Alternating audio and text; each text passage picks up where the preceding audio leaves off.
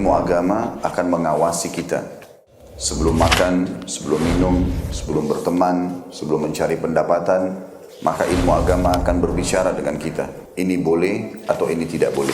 Oleh karena itu, ulama mengatakan kita lebih butuh terhadap ilmu agama ini daripada makanan pada saat sangat lapar, air pada saat sangat dahaga, dan juga tempat tidur pada saat kita sangat capek.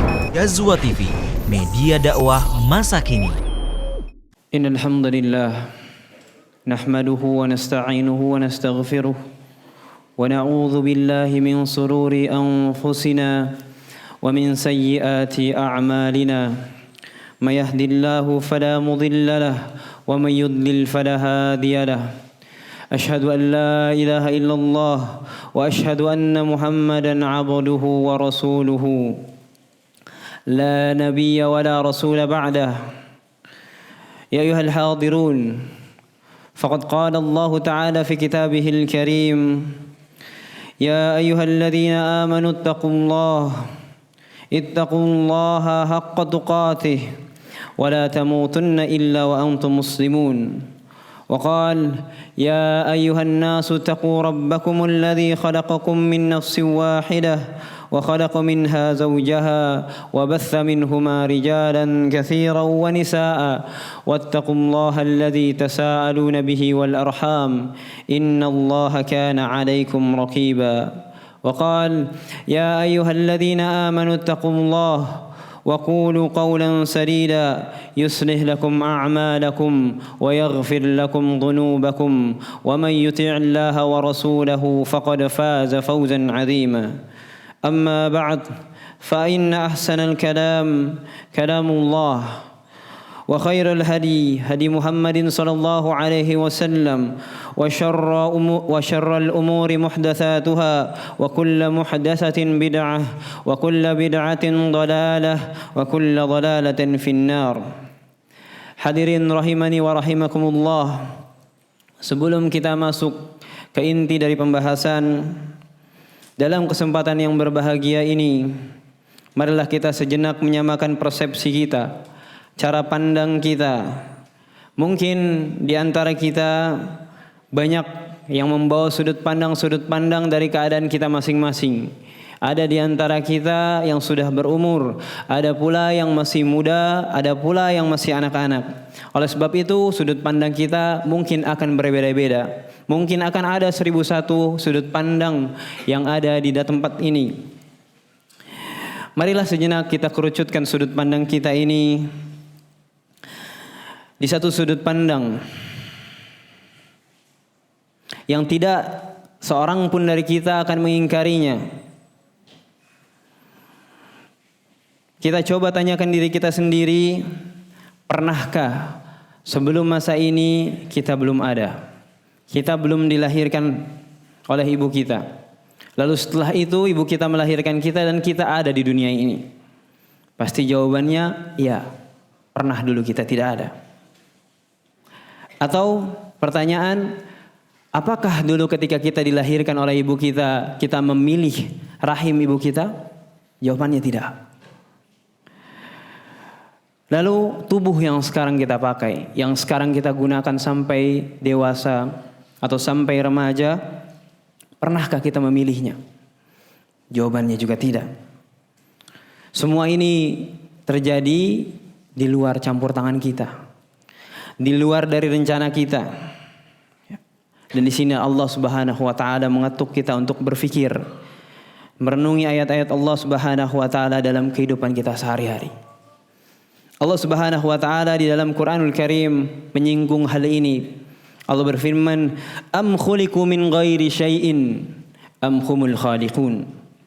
Apakah mereka diciptakan tanpa sesuatu apapun sebelumnya, atau mereka menciptakan diri mereka sendiri? Coba kita renungkan hadirin rahimani wa rahimakumullah. Seolah-olah Allah Subhanahu wa taala ingin menyampaikan kalian ada. Dan kalian tidak bisa membantah itu. Keberadaan kita sendiri kita tidak bisa bantah. Maka dari manakah kalian berasal? Pertanyaan yang pertama, apakah kamu muncul begitu saja tanpa ada sebab sebelumnya?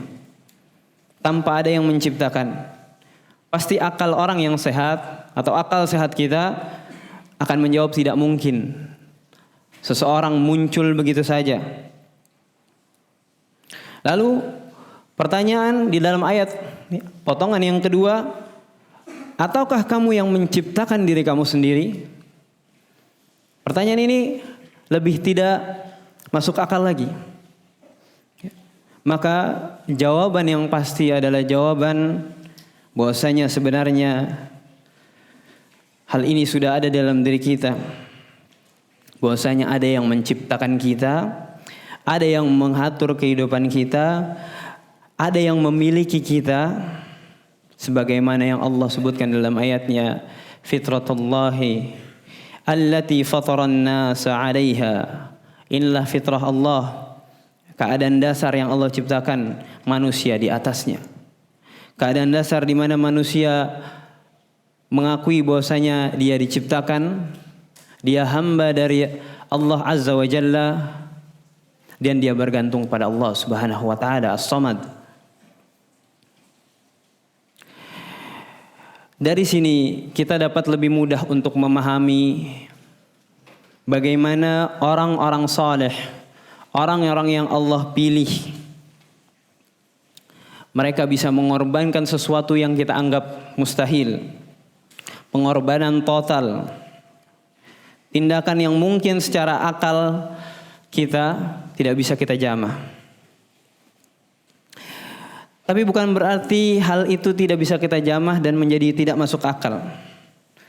Justru hal itu mereka kerjakan karena mereka berhasil menjaga fitrah mereka sebagai hamba-hamba Allah Subhanahu wa taala dengan ketaatan mereka. Mereka memupuk fitrah ini, menyiraminya, menghidupkannya setiap hari dengan keyakinan kepada Allah Subhanahu wa taala Rabbul Alamin.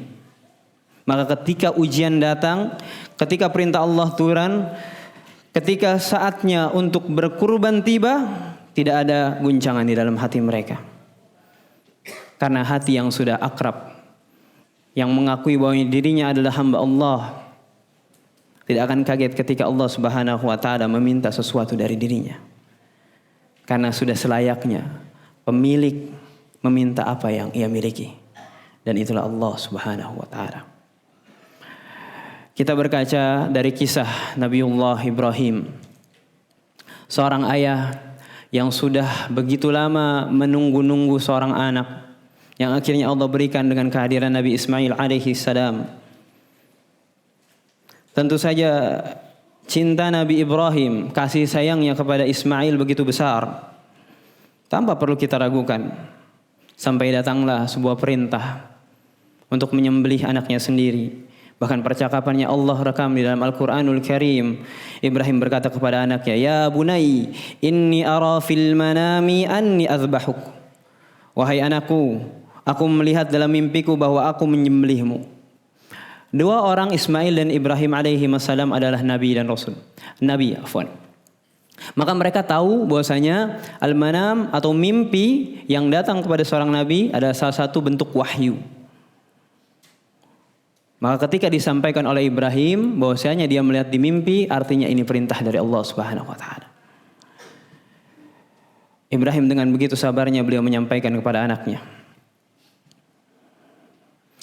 Karena beliau berdua mengetahui bahwasanya Allah lah yang memberi dan Allah pula yang mengambil. Dan jawaban Ismail lebih takjub lagi kita. Apa yang dijawab oleh Ismail? Satajiduni insyaallahu minas sabirin. Wahai ayah, sesungguhnya engkau akan mendapati aku termasuk orang-orang yang sabar dengan ujian Allah Subhanahu wa taala. Sampai dia mau dikorbankan, dia bersabar pada Allah Subhanahu wa taala. Karena dia faham terhadap Tuhannya. Anak dan ayah, dua fitrah yang hidup, dan karena ketaatan mereka kepada Allah jauh lebih besar daripada rasa cinta mereka antara sesama mereka. Dan semangat fitrah ini tidak berhenti di tempat pengorbanan Ismail dan Ibrahim di Mina. Hal ini dilanjutkan, diwariskan oleh umat Muhammad sallallahu alaihi wasallam. Dari berbagai macam pengorbanan, kita akan angkat sedikit kisah. Di antara ribuan sahabat Nabi SAW, ada sebuah kisah yang mungkin pernah kita dengar tentang seorang badui yang namanya di dalam riwayat tersebut tidak disebutkan. Artinya majhul, sesuatu yang tidak diberikan nama. Disebutkan orang Arab Badui. Dikisahkan bahwasanya beliau datang kepada Nabi SAW dan beriman lalu mengikuti Nabi SAW. Dan dia berkata kepada Nabi, "Uhajiru ma'aka, ya Rasulullah, aku ingin berhijrah bersamamu." Lalu beliau berhijrah bersama Rasulullah SAW dan berlalulah waktu sampai pecahlah peperangan antara orang muslim atau kaum muslimin dengan kaum Quraisy, kafir Quraisy. Sampailah kemenangan dan kaum muslimin mendapatkan ghanimah. Ketika dibagi untuknya, orang Arab Badui ini mengatakan, "Ma hadza?" Apa ini? Dan kalimat yang berikutnya lebih menguncangkan lagi. Ketika dia diberikan ghanimah, dia katakan, "Apa ini ghanimah?" Dia mengatakan, "Ma ala hadza ittaba'tuka ya Rasulullah." Bukan untuk ini aku mengikutimu. Aku hijrah bukan untuk ini, bukan untuk harta. Lalu dikatakan, "Untuk apa engkau hijrah?" Beliau menunjuk ke tenggorokannya seraya berkata, "Lakinni ittaba'tuka ala an urma hahuna fahamutu fa'adkhulal jannah." Ya Rasulullah, aku mengikutimu agar leherku dipanah, ditusuk di sebelah sini, lalu mati, lalu aku mendapatkan surga Allah Subhanahu wa taala. Hadirin rahimani wa rahimakumullah. Betapa tulus pengorbanan seorang Arab Badui untuk mendapatkan surga Allah Subhanahu wa taala. Mati di jalan Allah, syahid, lalu mendapatkan surga. Bukankah ini suatu pengorbanan yang diwariskan dari Nabi Ibrahim, Nabi Ismail kepada umat Muhammad? Lalu Nabi SAW bersabda, "In tasduqillaha yasduq." Satu perkataan Nabi yang pantas untuk kita jadikan kaidah dalam setiap kehidupan kita. Jika engkau jujur, wahai orang Arab Badui, Allah akan membenarkanmu. Allah akan merealisasikan apa yang engkau inginkan jika engkau jujur. Dan jujur kepada Allah Subhanahu wa taala perkaranya lebih besar dibandingkan jujur kepada manusia. Luar dalam Allah tahu kita. Usaha kita, kesungguhan kita Allah juga tahu. Maka ketika kata-kata Rasulullah, "In tasduqillaha yasduq," adalah perkara yang besar. Tapi hal ini harus kita lakukan agar Allah Subhanahu wa taala membenarkan kita merealisasikan apa yang kita inginkan. Dan tak lama kemudian setelah peperangan, tubuh laki Badui itu dibawa kepada Rasulullah SAW yang terkena panah. Tepat di tempat yang ia tunjuk, di tenggorokannya. Rasulullah SAW memandanginya lalu bersabda, "Sadaqallah, sadaqallaha fasadaqahu."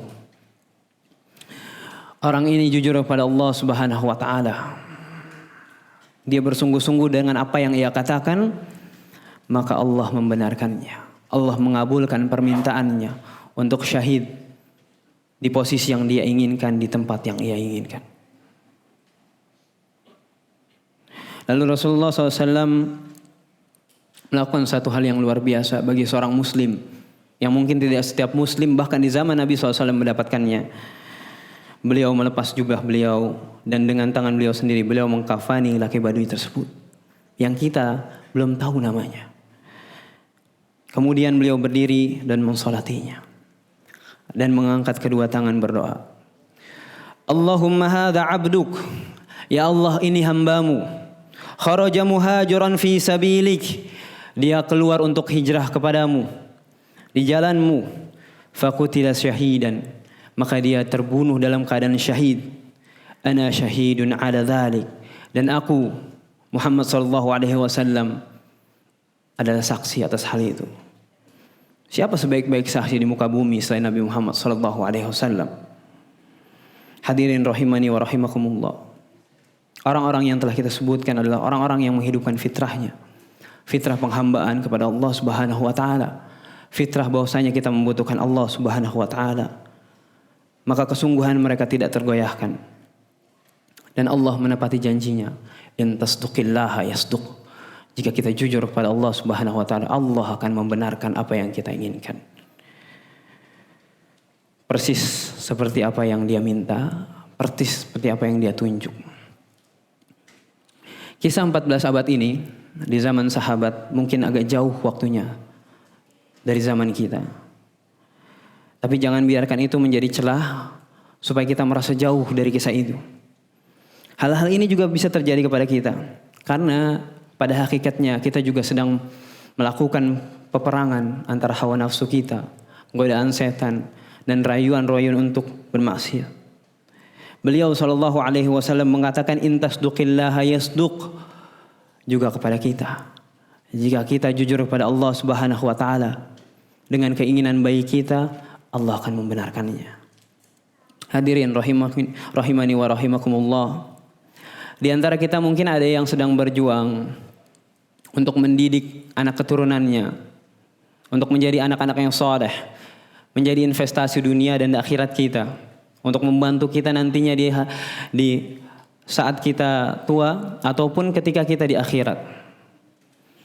Maka jangan lupa dengan kaidah sabda Rasulullah SAW, in tasduqillaha yasduq. Ketika kita jujur pada Allah, kita mendidik anak kita dengan sebaik-baiknya, usaha terbaik kita kerahkan, yasduq, Allah akan merealisasikan hal yang kita inginkan. Atau di antara kita ada yang ingin menikah. Kita ingin punya pasangan yang baik-baik, yang bisa menjaga kehormatan kita. Atau sebaliknya akhwat ke ikhwan-ikhwan dan ke akhwat. Maka kita simpan kaidah ini, in tasduqillaha yasduq. Jika kita jujur ingin mencari pasangan terbaik kita, maka berusahalah, sungguh-sungguhlah. Biarkan Allah Subhanahu wa taala yang memutuskan. Dan jika kita bersungguh-sungguh dan jujur kepada Allah Subhanahu wa taala, Allah yang akan memberikan yang terbaik dan yang kita inginkan. Lalu di antara kita pula ada yang sedang berhijrah dari kebiasaan-kebiasaan yang buruk. Kita tahu betapa sulitnya orang-orang seperti ini ketika kebiasaan buruk atau maksiat sudah mendarah daging. Maka kita katakan kepada mereka, in tasduqillaha yasduq. Ya akhi, jujurlah kepada Allah Subhanahu wa taala. InsyaAllah akan bantu antum sesuai dengan keinginan antum keluar dari kemaksiatan antum.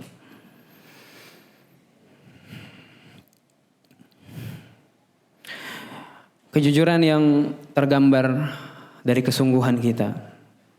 Adapun hasilnya, ikhwas sekalian, biarkan Allah yang membuktikan sebagaimana Allah buktikan kepada Arab Badui dan Nabi Ibrahim dan Ismail alaihi salam. Sehingga ketika kita mengingat sesuatu dan kita jujur pada Allah dengan usaha kita, dengan niat kita, sampailah janji yang disebutkan oleh Rasulullah SAW. Sadaqallaha fa sadaqahu. Dia jujur pada Allah Subhanahu wa taala, maka Allah membenarkannya, merealisasikannya. Aqulu qawli hadza wa astaghfirullaha li wa lakum wa lisairil muslimina wal muslimat fastaghfiruhu innahu huwal ghafurur rahim. Alhamdulillahi ala ihsanih wa syukru lahu ala taufiqi wa amtinanih wa ashhadu an la ilaha illallah ta'ziman li sya'nih wa ashhadu anna Muhammadan rasuluhu adda'i ila ridwanih. Sallallahu alaihi wa ashabihi wa ala alihi wa ashabihi wa a'wani. Amma ba'd, hadirin sekalian, kita tahu sebentar lagi kita akan menghadapi atau mendapatkan Idul Adha yang di dalamnya ada pengorbanan, berkurban, al-udhiyah. Ini adalah salah satu ibadah yang besar. Bahkan hari-hari sebelumnya saja Allah gambarkan sebagai hari-hari yang Allah cintai. Selain kita melakukan amal-amal saleh di awal bulan Dzulhijjah ini, Allah memerintahkan kita untuk berkurban. Dan kejujuran seorang hamba diuji di sini. Kurban bukan sekedar hanya ibadah yang kita bayar lalu selesai. Di dalamnya terdapat pertanyaan, seberapa jujur kita kepada Allah Subhanahu wa taala dalam berkurban. Ketika kita mengeluarkan harta yang mungkin tidak sedikit, memilih hewan yang terbaik, menyerahkan di hari-hari yang paling Allah cintai, kita sebetulnya dengan keadaan kita seakan-akan berkata, "Ya Allah, aku mengakui bahwasanya semua ini milik-Mu. Aku hanya penjaga sementara dan hari ini aku kembalikan sebagian kepadamu. Bukan karena terpaksa. Bukan pula karena omongan tetangga. Bukan pula hanya karena ikut-ikutan. Tapi karena aku jujur kepada Allah. Tapi karena Allah Subhanahu wa taala lebih berhak dengan apa yang Dia punya." Maka ketika kejujuran itu hadir di tengah-tengah kita, Allah pasti tidak akan membiarkannya sia-sia. Sebagaimana Allah tidak membiarkan kejujuran Ibrahim dan Ismail, sebagaimana pula Allah tidak membiarkan kejujuran seorang Arab Badui. Dan Allah akan membenarkan kita dengan kejujuran kita kepada Allah Subhanahu wa taala. Dan kita ingat sabda Rasulullah, "In tasduqillaha yasduq." Jika kita jujur kepada Allah Subhanahu wa taala, Allah yang akan membenarkan kita. Maka semoga Allah Subhanahu wa taala menjadikan kita orang yang mendapatkan sabda Rasulullah SAW, "Sadaqallaha fasadaqahu." Orang ini telah jujur kepada Allah, maka Allah membenarkan apa yang Dia inginkan. Innallaha wa malaikatahu yusalluna 'alan nabi. Ya ayyuhalladzina amanu sallu 'alaihi wa sallimu taslima. Allahumma salli ala Muhammadin wa barik ala Muhammadin. Allahumma ighfir lil muslimina wal muslimat wal mu'minina wal mu'minat al ahya'i minhum wal amwat innaka sami'un qaribun mujibud da'awat. اللهم تقبل منا صالح الأعمال وتقبل منا ضحايانا وقرباننا واجعلها خالصة لوجهك الكريم وموافقة لسنة نبيك محمد صلى الله عليه وسلم. اللهم ارزقنا الصدق معك في الأقوال والأعمال والنيات واجعلنا من عبادك الصادقين. اللهم إنا نسألك صدق التوكل عليك وحسن الظن بك وثبات على طاعتك وأن تجعلنا ممن صدقك فصدقته ووفاك ووفى لك ووفي له. اللهم كما رزقت خليلك إبراهيم وابنه إسماعيل عليهما السلام الصدق والصبر والتسليم، فارزقنا صدق الإيمان وكمال اليقين وحسن الانقياد لك يا رب العالمين. اللهم اصلح أحوال المسلمين ووفق ولاة أمورهم لما تحب وترضى، واحفظ سائر بلاد المسلمين من كل سوء وفتنة. اللهم انصر إخواننا المستضعفين والمظلومين في كل مكان. اللهم كن لهم ناصرا ومعينا وحافظا ومؤيدا. ربنا تقبل منا إنك أنت السميع العليم وتب علينا إنك أنت التواب الرحيم. وصلى الله وبارك على نبينا محمد وآله وصحبه أجمعين. أقيم الصلاة.